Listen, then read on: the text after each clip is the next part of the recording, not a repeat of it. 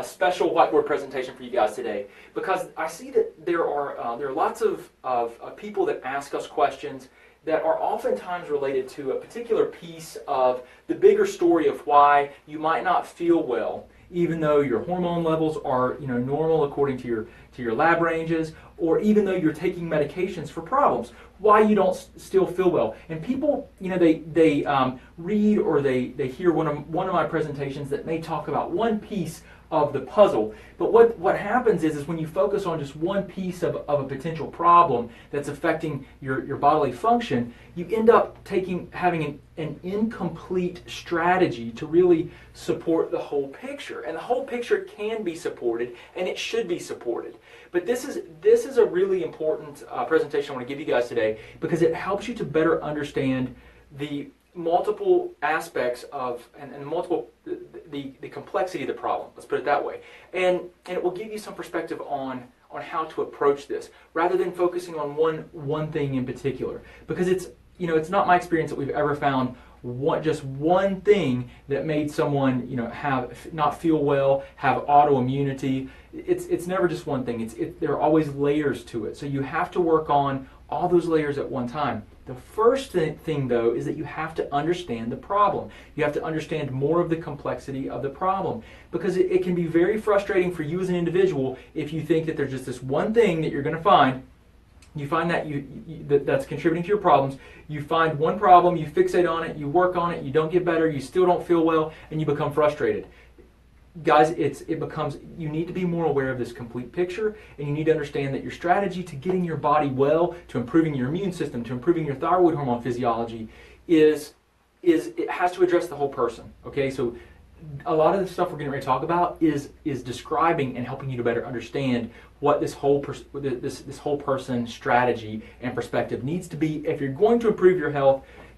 Especially if you're taking medications already and you still don't feel well, or if your labs are normal but you still don't feel well. There's something else going on, and this is what you need to be aware of. Okay, so we need to start with awareness.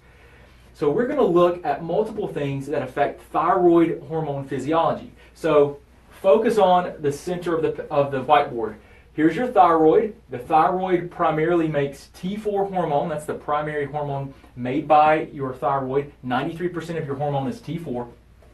T4 gets converted in the body to T3, which is the primary hormone that you want to stimulate the cells of your body so that they drive your metabolism and give you all the benefits of the thyroid. Now the T4 is also converted into reverse T3. Reverse T3 and T3 are normal to be found in the body, but they need to be in balance, for one thing.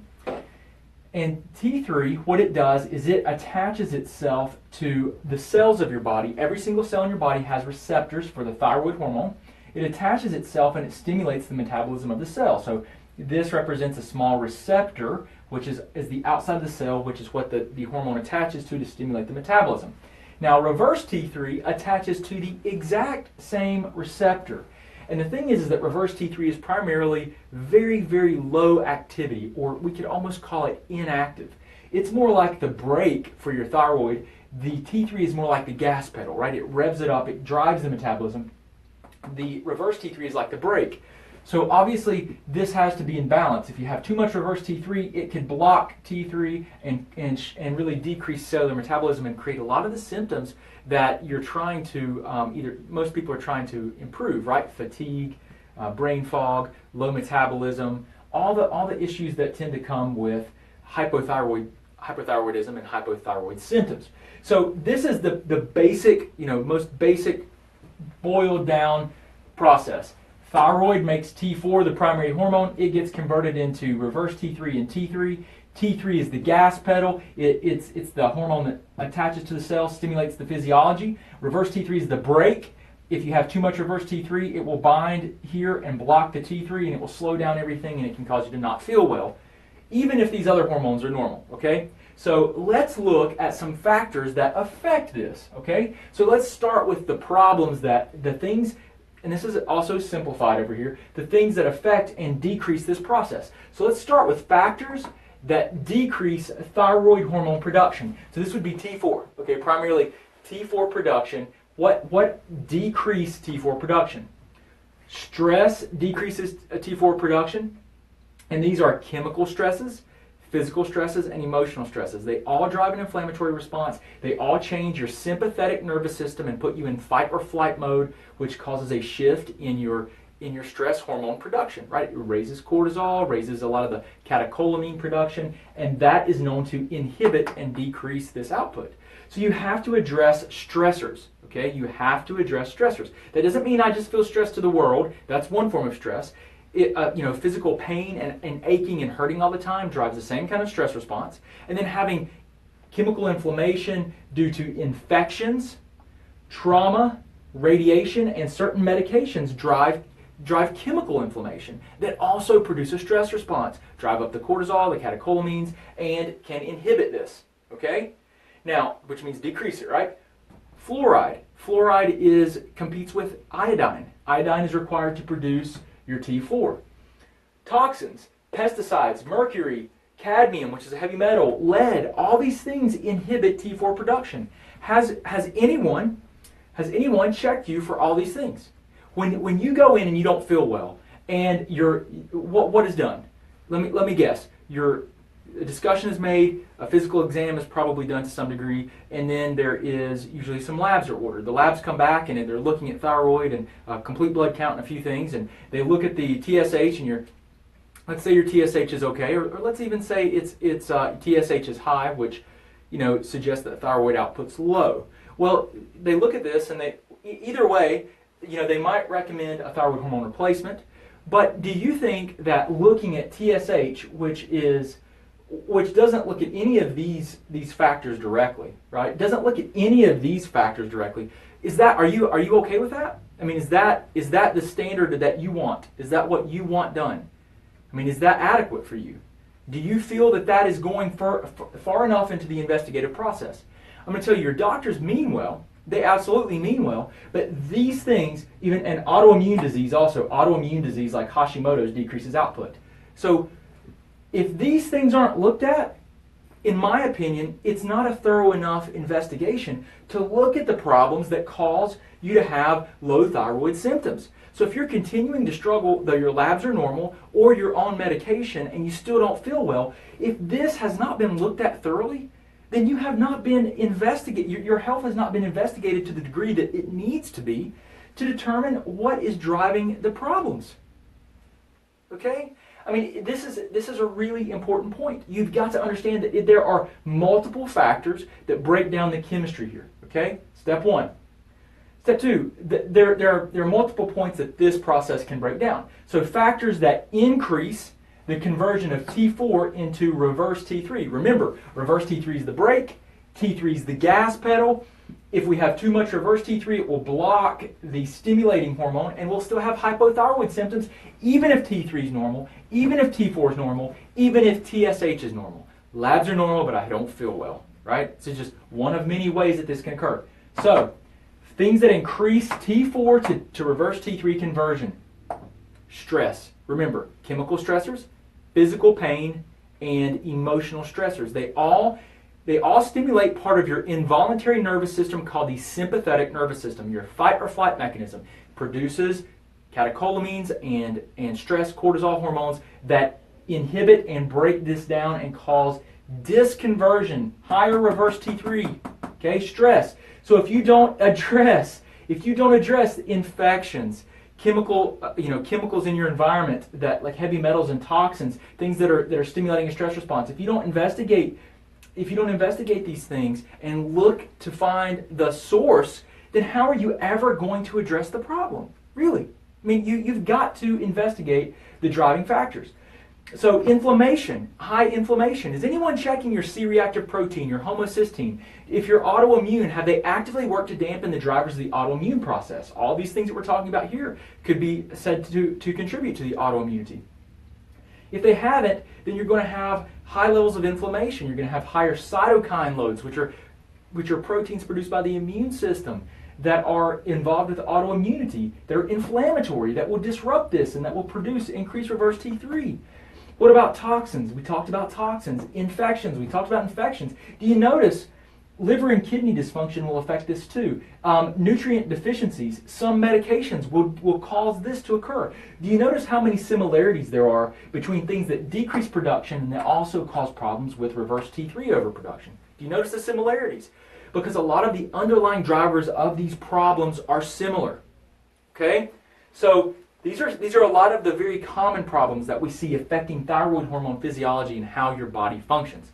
Now, let's look at the things that are required for this to work properly, not just these things that break it down. Right? Let's look at some of the nutrient needs for this process to work properly. So, required for proper function, for proper thyroid production of T4, your primary hormone, you have to have adequate iron. You cannot be iron deficient. Do you know, probably, I don't know, 1 out of 10, or probably more frequent than that, 1 out of every 5 people I see, they have a need for iron. And a lot of times they don't even know it. So if your doctor's not casting a really wide net, and guys, they are upholding their standard of care and they're doing everything they can for you. You can't ask them, they cannot order a lot of advanced testing for you and things that are outside of the guidelines that they have imposed upon them.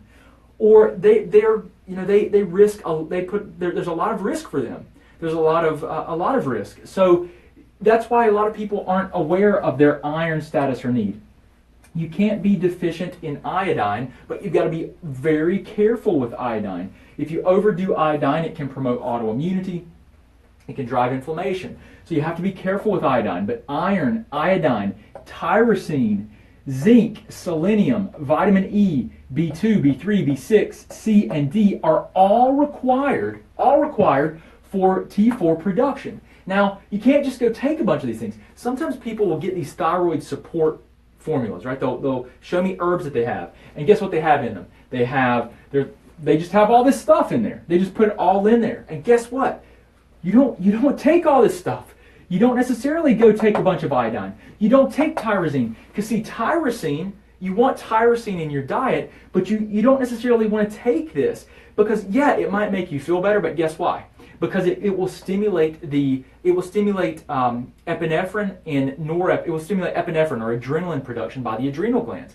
When you pump out more adrenaline, do you feel more energized? Do you think that you might mistake overproduction of adrenaline for better thyroid function and higher metabolism? Yeah, because they're both somewhat energizing, right? They both energize you. So you might think you're taking excessive tyrosine, but guess what? It's not that it's helping the thyroid. It may be that it's stimulating an overproduction of adrenaline, and it's something that you've got to be careful about. It's not just, hey, because these are needed, I need to take them all. That's not the case at all. That's not the case at all. These are things that are needed, but you don't necessarily just want to go grab a bunch of these things and start taking them and think that that's the answer. You've got to look, if these problems are occurring, this is going to be futile and this could actually be problematic. And it could be confusing for you as well because you might think it's helping when in reality, if you used tyrosine and it produced more adrenaline, cortisol gets made with adrenaline by the adrenal glands. They sit on top of the kidneys. Excessive cortisol will break down this physiology because it is stress.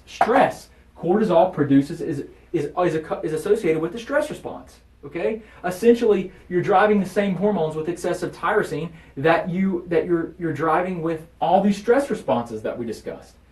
So it has to be balanced. It has to be specific. It has to be precise for you. So that's one thing. These are things that are required as far as nutrients go, vitamins and minerals to produce T4. Now, what do you do if you have normal T4 but the T3 is lower? Well, there's probably a problem with conversion, right? So the problem, though, is going to be here, right? It's these things. Stress. What's causing this disconversion? Well, nutrient needs, selenium and zinc, are very important to have proper conversion here. I'll say also, iron is very important. This conversion process, for it to occur, selenium and zinc are minerals that have to be there. Now, when you're looking at this problem, though, you have to consider these driving factors. You've got to look at the stressors that we talked about, all these things that we talked about.